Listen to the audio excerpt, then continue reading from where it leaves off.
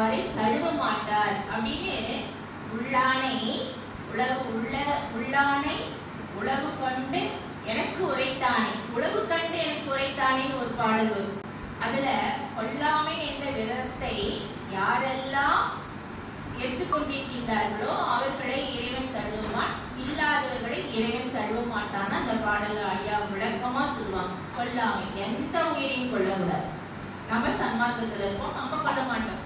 ஆனா வெளியில பார்க்கின்ற பொழுது நியூஸ் பேப்பரை பார்த்தீங்கன்னா பார்த்தா பயமா இருக்கு. வெளியே போகவே முடியல. சின்ன வயசுல இருந்து பெரியவங்க வரைக்கும் எவ்வளவோ இடர்பாடுகள்லாம் இருக்கு. அப்ப எந்த கொல்லாமைங்கிறது அந்த நிலைக்கு வரணும். அடுத்தது பொறுமை. பொறுமை இருக்கா நம்ம கிட்ட? கொல்லாமை டிக் போட்டுடலாம். பொறுமை இருக்கா? எந்த ஒரு விஷயத்திலையும் நம்ம பொறுமையை